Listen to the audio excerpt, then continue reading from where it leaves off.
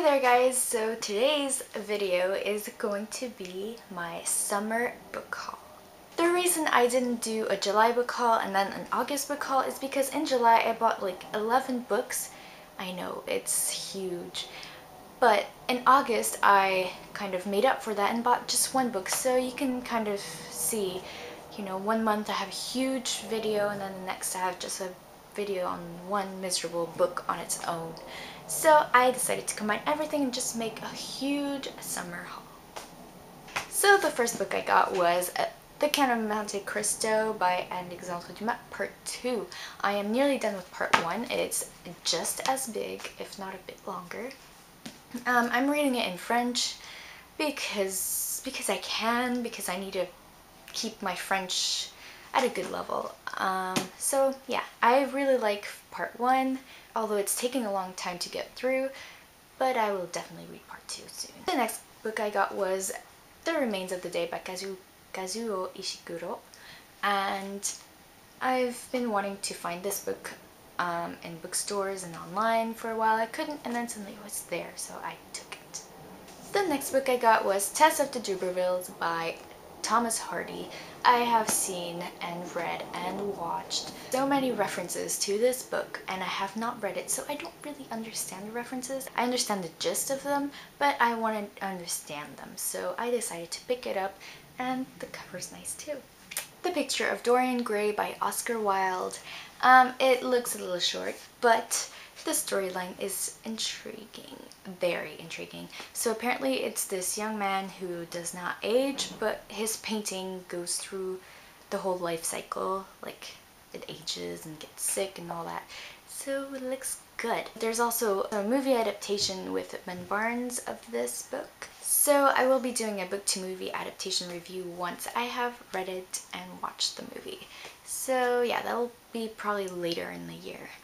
The next book I got was Titanic, First Account. So there's not an author, but an editor, Tim Maltin, who also wrote an introduction to this book. So this book is full of accounts from all passengers and people who worked on the Titanic and like their accounts. There's also newspaper stuff and all that. So it looks really interesting. I hope to get to it sometime soon, but then that's the same for nearly all the books I buy, so it'll take some time.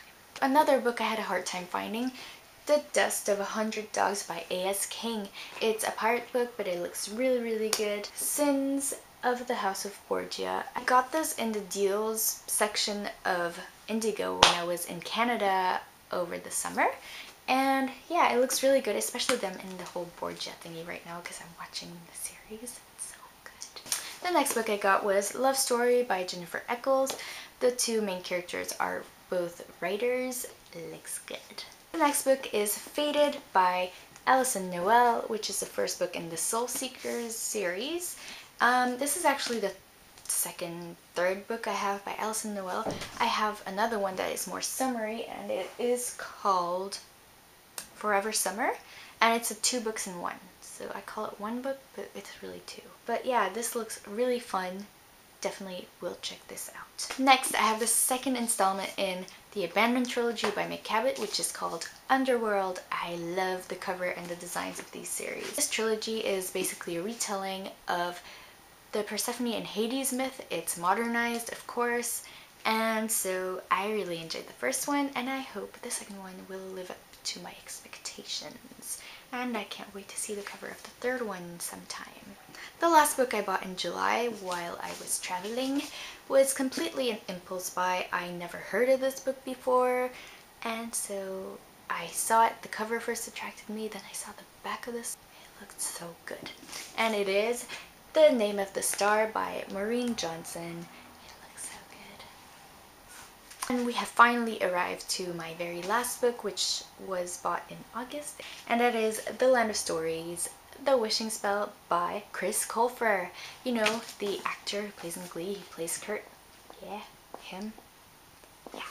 It's actually a middle grade book, and I know I haven't really reviewed many books yet, but I don't want to stick only to YA. I also want to do classics, perhaps some adult reads as well, and some middle grade reads. I have some great ideas besides The Land of Stories of books I want to review. So that's it for my summer haul. I know I've spent so much money.